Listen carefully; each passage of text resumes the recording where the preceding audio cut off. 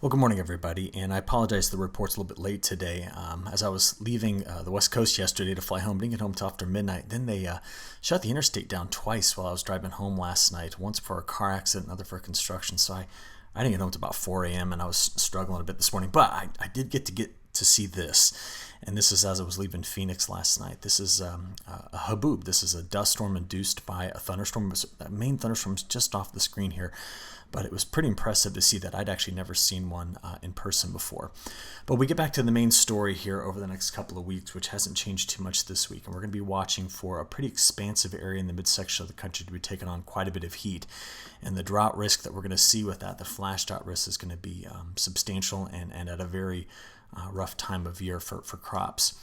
Now, I was just thinking about this and used one of these great tools at Iowa State.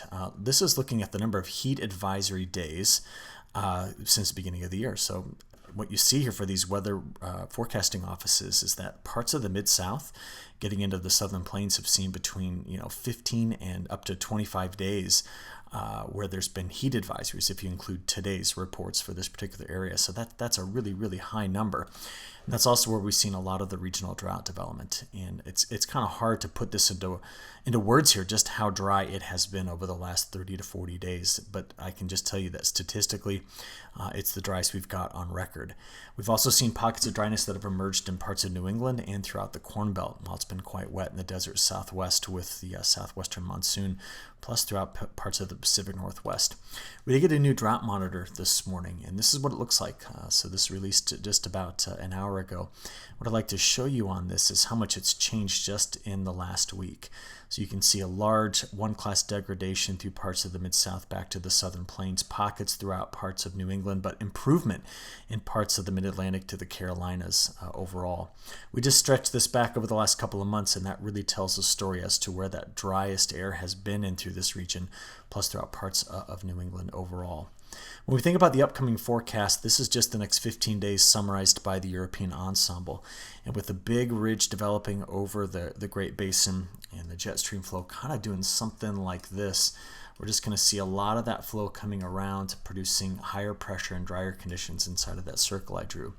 There will be ridge riding storms, which are not well resolved by the models. And they're going to be tucked away really through this area I'm kind of highlighting. And we do expect an active Canadian storm track and a lot of stationary boundaries over the southeast, even though there's no tropical systems to be talking about right now, heavier rains in parts of the southeast.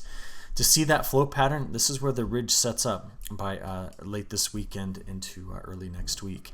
You can see the troughs that come through the Canadian prairie and run over the top of that ridge, but it'll be this area in through here. See that northwest flow? That could deliver the just-in-time thunderstorms for this section here of the country, parts of the Midwest. But the farther west you go, the more you'll be tucked into the drought risk.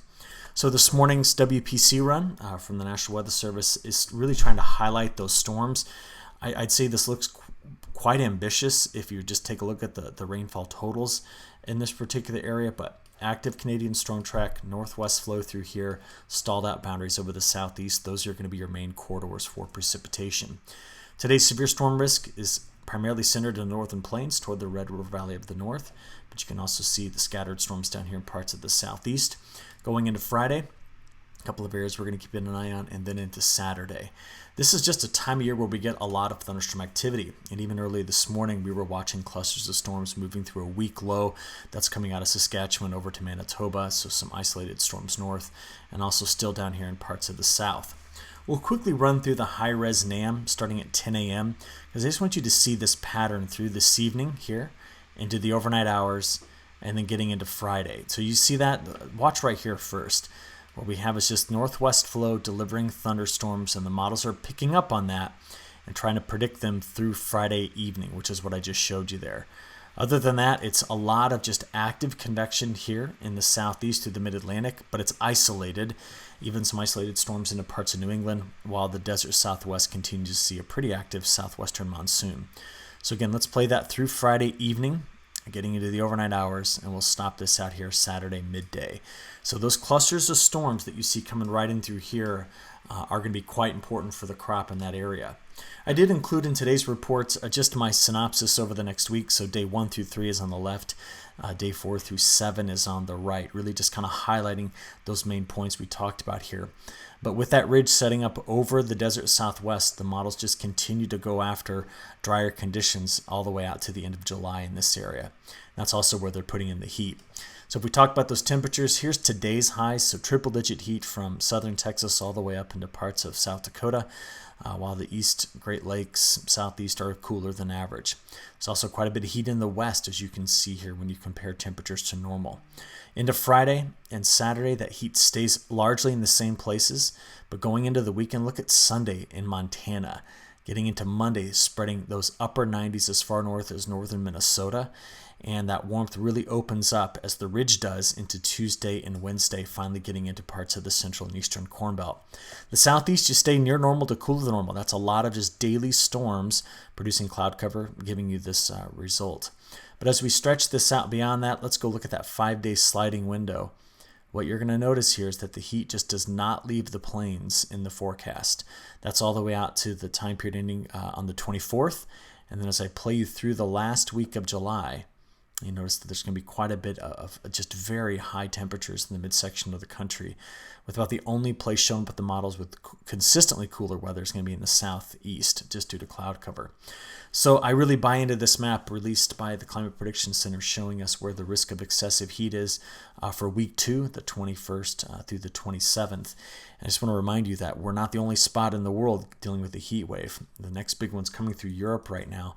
As you can see from the Iberian Peninsula through France, Germany, Southern Europe, temperatures here could be 15 to 20 degrees above average. And this would, I think, if I got my count right, be the 4th heat wave that's gone through this part of Europe. But just take note, Ukraine, the Russian wheat belt, seeing cooler weather at this particular stage. So we'll keep an eye on all of this. Report again tomorrow. And until then, have a good rest of your day. Thanks.